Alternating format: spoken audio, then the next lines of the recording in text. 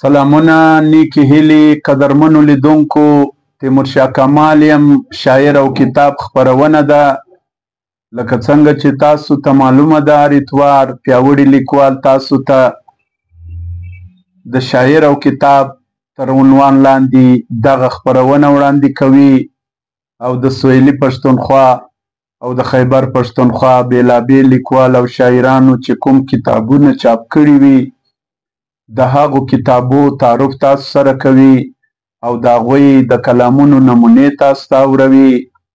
نو نن چې موږ په نننۍ خپرونه کې د کومو دوو کتابو انتخاب کړی دی دا دواړه کتابونه د یوه لیکوال او یوه شاعر دي. د دې شاعر نوم دی ښاغلی ګلخان ایرت صاحب. د ده د کتاب دغه لومړۍ شعري ټولګه ده چې ګلدره نومیږي. دغه ټولګه ګلخان ایرت صاحب وړاندې چاپ کړې وه او دغه دویمه شعري ټولګه کرلی کښت چې تاسو ته نن موږ د دې دوو کتابو پیژندګلو کوو.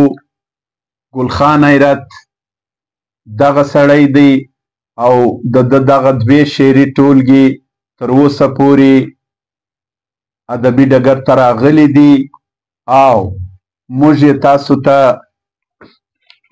متعرفه کوو. د ده د کتاب نوم دی ګلدره. د چاپ نیټه یې ده 11/15.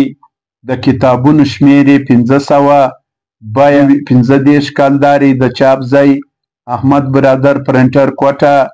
کتابت عبدالغني اوتک. سرپاڼه محمد شاه ترین. د مصنف تعارف نوم ګلخان او قلمي نوم یې ګلخان ایرت دی. د پلار نوم یې علي محمد دی. قوم بادیزی راوزی. د کلي نوم یې چر بادیزی پښین او د ورمزی تحصیل دی. په دغه ګلدره نومي کتاب کې په خپل یو کلام کې وایي وای خدایا په څنګه امتحان کښېوتو. خدایا په څنګه امتحان کښېوتو په سیاست مو ماشومان کښېوتو. خدایا په څنګه امتحان کښېوتو په سیاست مو ماشومان کښېوتو.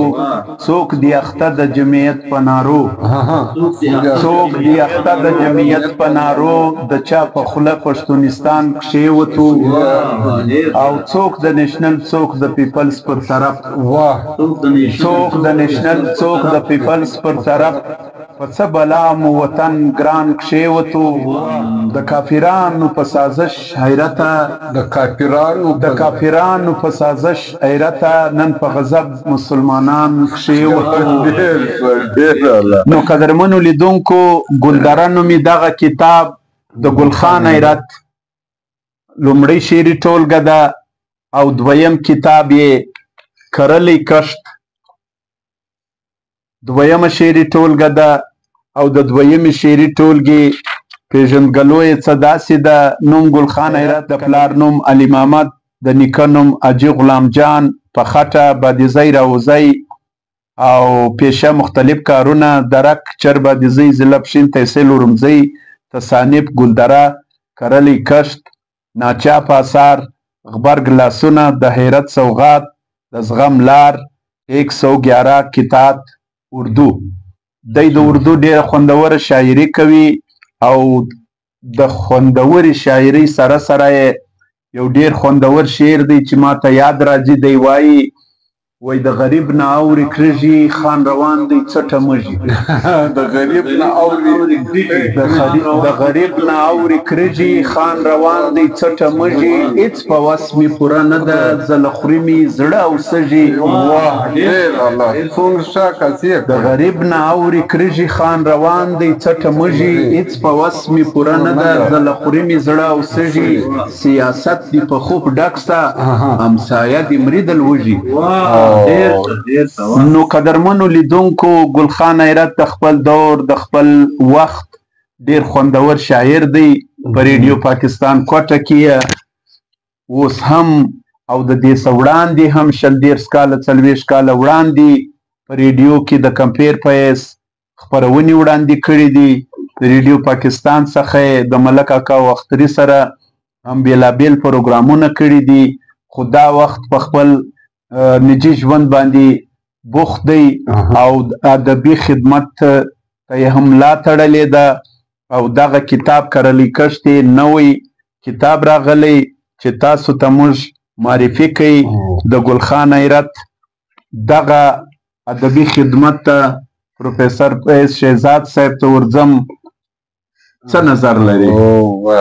ګلخان حیرت زه به د ټولو در مخه تیمورشاه کمال صاحب ستا او د عبدالمالک قلندیار د ستړي پښتون پیج چلوونکي محمد طاهر لیوال مننه او کورودانۍ ووایم. ګلخان حیرت صاحب چې دی دا خو نو زما او ستا د زمانې دی. بلکل څوک یې مشاعرې وي په ریوجې سره کوي، که د ټي وي د دي که د ریډیو د دي، بلکې د ریډیو هغه د ریډیو سټیشن هغه خوشحالي چې موږ ورتللو نه او کله به مشاعره نو دی خو نو پوخ شاعر دی، ژوندی شاعر دی. لکه څنګه چې ژوندی شاعر دی داسې ژوندی انسان دی. کلام یې رنګ هم لري، خوند هم لري. او بیا د ده چې په مشاعره کې د کم د کلام د اورېدو چې کم انداز دی نه هغه یې تر کلام لا خوندور دی. کلام چې کم دی په شعري حواله پوره دی، بلکې ذهنونه وړي هم او تخنوي هم، دا رنګه زړونه هم وړي او تخنوي هم. هر شعر یې په زړه باندې اثرناک اثر پرېږدي او پوخ شاعر دی. بیا د ملک کاکا او د اخترجان پر څنګ پاته سوی، د هغه په منځ کې پاته سوی، نو دا به څومره د کمال انسان وي. د دې سترګې چې کومې دي نه څومره څه لیدلي دي، غوږونه یې څومره څه اورېدلي دي او لاس و قلم یې څومره څه لیکلي دي نه. ګلخان حیرت چې کوم دی هغه د پښین او د دغه سیمې چې کوم دی یو نماینده شاعر دی، نماینده لیکوال دی. په دغه خپل زیار سره، په دغه خپل کوشش سره او د ده حالات ژوند تم پېژني، زه یې پېژنم، ټول لیکوالان دي. د دې باوجود دوی شعري ټولګې په قام ته ورکول، و ټولنې ته ورکول، ژوند ته ورکول، نو خو کمال دی نه. زما خوښه دا ده چې ته د ده یو کلام چې کوم دی نه، زما خو ډېر خوښ شاعر دی، هر غزل یې ماته خوند راکوي. زه ته یو کلام یې د اورېدونکو سره شعر کړم. ګلخان حیرت صاحب وایي، شهزاد صاحب وایي د تږي مځکې سترګې وختې باران ته خدایه، موږ هم د رحم په امید ګورو اسمان ته خدایه. وډوړون کېږم د وصال پر لاره نه یم سم، ورسومه ځان زه څنګه و جانان ته خدایه. کشکې یې تا ته وایي ژړلي تا هر څه ورکول، کشکې یې تا ته وایي ژړلي تا هر څه ورکول. څو نظارۍ هغه سړي وکړې وخان ته خدایه. او په روغ صورت وچه ګوله یې نه کاوي چې صبر، په روغ صورت وچه ګوله یې نه کاوي چې صبر. جوړ په خپل لاس کړ مصیبت غریب و ځان ته خدایه. د خپل چمن د آبادۍ په خاطر بیا ناترسو، د خپل چمن د آبادۍ په خاطر بیا ناترسو. اور کړلو پورې زموږ سوځلي ګلستان ته خدایه. او د نري باد قدر یې ونه کړ بې قدرو خلکو، د نري باد قدر یې ونه کړ بې قدرو خلکو. سو مخامخ اخیر و څرنګه طوفان ته خدایه. نه مې د ګرسه د حیرت په بېلاري خوابه ده، نه مې د ګرسه د حیرت په بېلاري خوابه ده. د حق د لارې هدایت وکړي ګلخان ته خدایه. نو د ګلخان حیرت صاحب دغه شاعري خو د ده په خپل ځای چې هغه منور هم ده، درنه هم ده، خوندور هم ده، معیاري هم ده.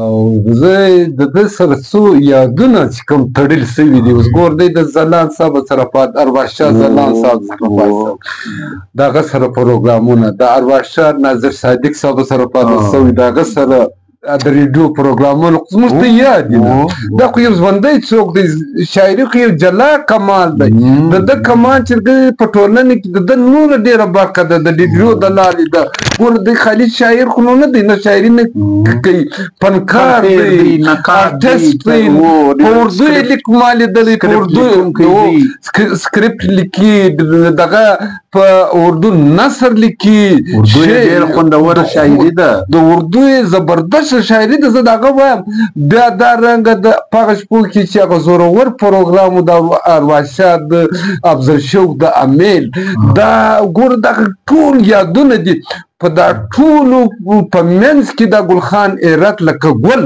هغه ته راز ګل را روان دی نه شاعري معیار هم لري تاثر هم لري خوند هم لري تجربه کار دی او بیا کمال تا دی د نږدې څه لیدلی دی دی څومره د کمال انسان دی څومره سړی د سیرت ورته وایي د خونده ډک انسان خواخوږی مینه ناکه په انسانیت پوره د مینې جوړ د مینې ډک انسان او بیا شعر چې کوم دی شعر یې خوند هم لري او د خونده ډک هم دی زه دا غواړم چې د خبرو څخه زیاته یې څو شعرونه زموږ څخه شي دی وایي یو څلوریزه یې دا وایي تش په ږیره کوزرګي وایي نو بستا وایي تش په ږیره کوزرګي وایي نو بستا وایي په تسپو که ملنګي وایي نو بستا وایي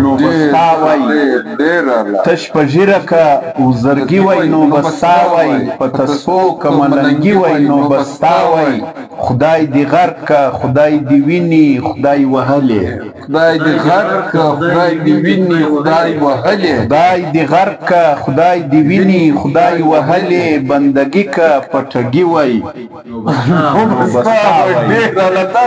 درسته خدای دې غرق که خدای دې ویني خدای وهلې خدای دې غرق که خدای دې ویني خدای وهلې بندګي که پټګي وایي نو بستا وایي بزرګي که پټګي وایي نو بستا وایي زما د خبرې مقصد دا دی نه چې دی د ژوند تجربه لري دی د ادیبانو لیکوالانو په منځ کې دا ګل سوی دی نه د ده متعلق چې دا زما رنګه مانده څوک هر څه ووایي نه د ده د شخصیت زه هغه احاطه نسم کولی ولې دا یو داسې فنکار یو داسې آرټسټ یو داسې شاعر دی نه چې د مشاهدې لاندې د مطالعې لاندې د مشاهدې او د مطالعې لاندې د ده شعري تخلیق دی نه اوس وګوره په دغه ریډیو سټیشن کې نه چیرې به د ګلخان ایرت اواز راغلی او ناظر صادق به ورسره و یا به بل فنکار آرټسټ ورسره و نه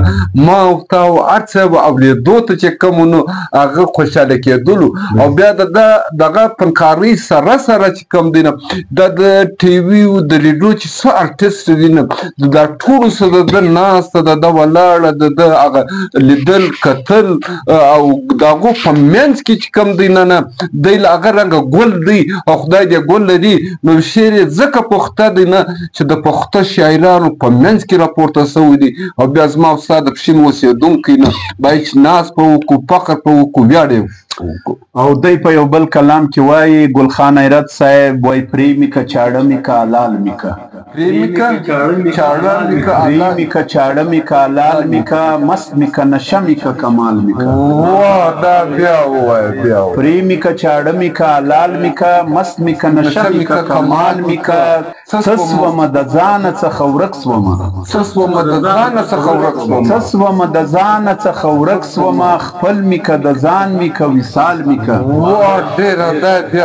او څه سومه د ځانه څخه ورک سومه خپل میکه د ځان میکه وصال میکه مړ سومه سکاره سومه دودېږمه پو میکه ژوندی میکه شال میکه او درد سومه هر څوک راڅخه لیرې سول درد سومه هر څوک راڅخه لیرې سو خوږ میکه درمان میکه خوشحال میکه درد سومه هر څوک راڅخه لیرې سول درد سوما څوک راڅخه لیرې سول خوږ مې که درمان مې که خوشحال مې که او مات لکه بلب په تار زړېږمه مات لکه بلب په تار زړېږمه بل مې که رڼا مې که جمال مې که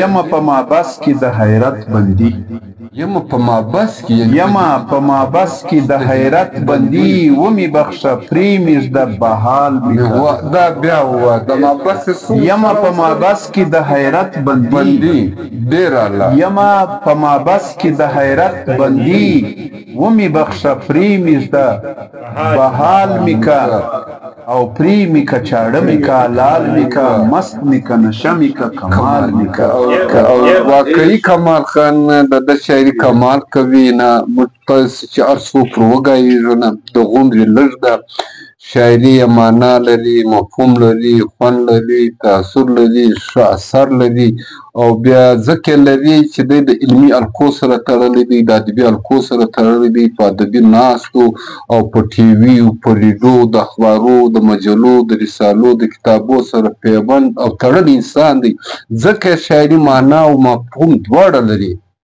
ته یو کلام ووایه دی وای خلوص ورک سو وفا ولاړه خلوص ورک سو وفا ولاړه زموږ د زړو څه رڼا ولاړه خلوص ورک سو وفا ولاړه زموږ له زړو څه رڼا ولاړه د ګرم خوب کړي څهرې خړي هوس نسته خندا ولاړه او چا چې دین پر دنیا پرېښو هم یې دین هم دنیا ولاړه چا چې دین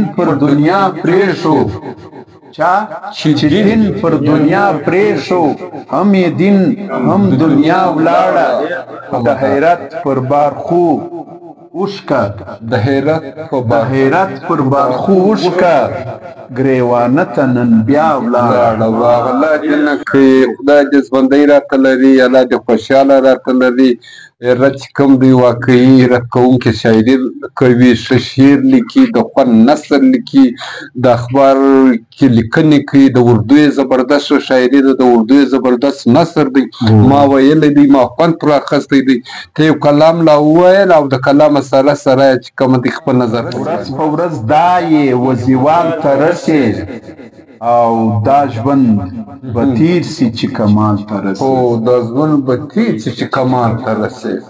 ورځ په ورځ دا یې وزیوال ته رسې دا ژوند به تیر سي چې کمال ته رسې په انتظار د ماخوستنو سهار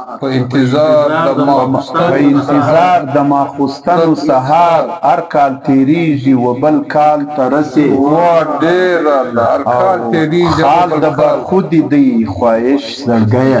خال د بارخودي دی خواهش زړګیه څنګه به ته د تندي خال ته رسې